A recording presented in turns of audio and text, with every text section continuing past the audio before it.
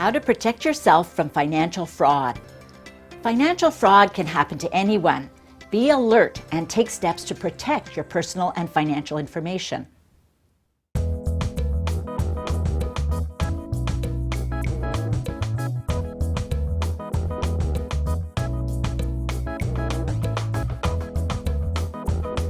Fraud can take many forms, such as identity theft, fake emails, or job ads. These are all forms of financial fraud, and they all seek to obtain your personal information.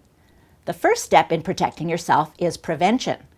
We will now discuss common types of financial fraud, tips on how to avoid becoming a victim, and what to do if you are a victim. Every year, Canadians lose millions of dollars to fraudsters. It's easy to fall victim to scams because fraudsters are very creative and they come up with new ways to trick you. Technology also makes it easier for fraudsters to contact more people. Fraudsters are not always strangers. When someone you know asks for personal information or asks you to invest in something that sounds too good to be true, be cautious. Don't say yes right away.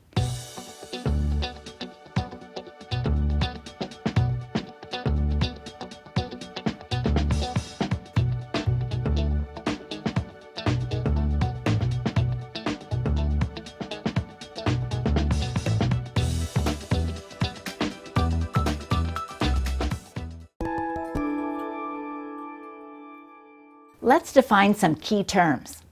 Identity fraud is when a criminal steals your personal or financial information.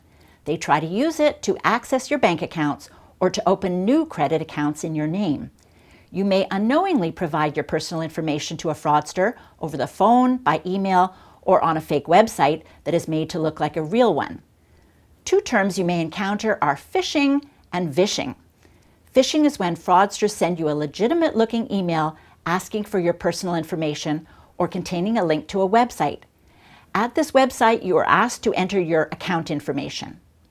With vishing, you may receive a telephone call or voicemail asking you to provide or confirm personal information. No matter what type of scam or how you are contacted, there are warning signs you should look for. The communication is from a stranger or someone you know. They are asking for personal or financial information to help with a problem. There's a sense of urgency, so they can get your information or your money before you realize it's a scam. They want you to move large sums of money, often through a non-traditional way, such as a wire transfer. They ask you to keep the secret and not tell anyone about it. Phishing emails usually begin with a generic greeting and don't use your real name, appear to be from a financial institution or a large company you may deal with, refer to a problem with your account, include a link to what appears to be a legitimate website, have a sense of urgency. Keep in mind that financial institutions and large companies will never notify you of a problem with your account through an unsolicited email. If you're still not sure that an email is legitimate, here's a little trick to check the validity of a link. Point to the address with your cursor or mouse without clicking to show the URL box that indicates the web address. If it does not match the address shown in the email, it is probably a scam. When in doubt, delete the email and contact your financial institution or supplier. Don't feel ashamed if you are a victim of fraud. Fraudsters are professional criminals. They know what to say to get people to listen or do what they want. Here are more examples of fraud that Canadians have fallen for. Lottery scams claiming that you've won a prize, but you need to send money to receive the money. Money transfer scams, requesting that you move money for someone else with a promise of big rewards. Inheritance scams, where you are told that a long-lost relative has died and you will inherit their fortune if you help with the banking fees or transfer of funds. You will notice that all these scams require you to send money before getting your big reward. There are also frauds related to job offers. Let's look at a few.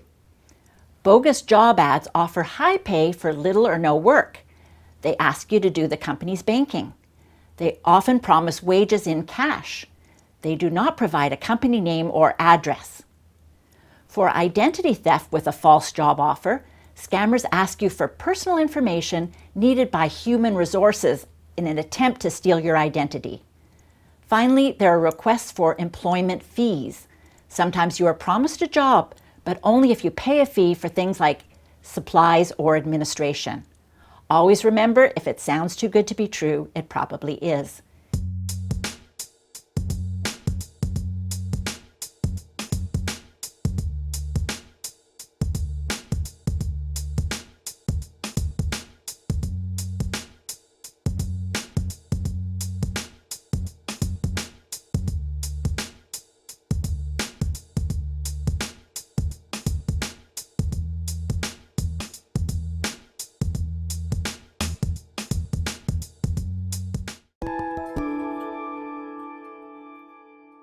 Here are some rules to follow to avoid fraud.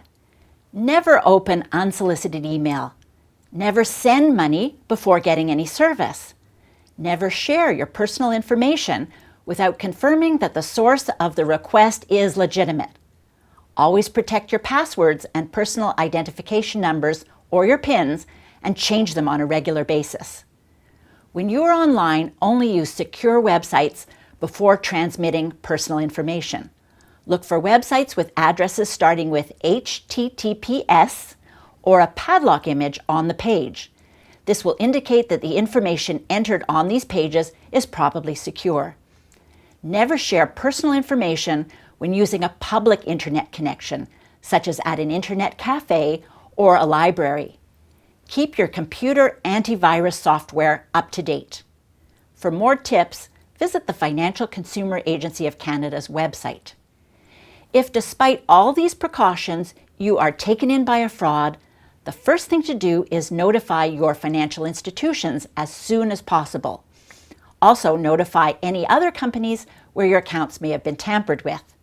Inform Canada's 2 credit reporting agencies, Equifax and TransUnion.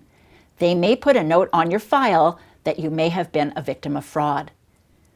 Report the incident to the police and the Canadian Anti-Fraud Centre. Even if you didn't fall for the scam, you want the police to track these activities and warn the public so others can avoid them. If you can, keep a written log of all activities, transactions, and interactions, including when you first noticed the fraud, what actions you took, and who you communicated with. Don't be embarrassed to admit you fell for a scam. Sharing your experience could save others from the same fate.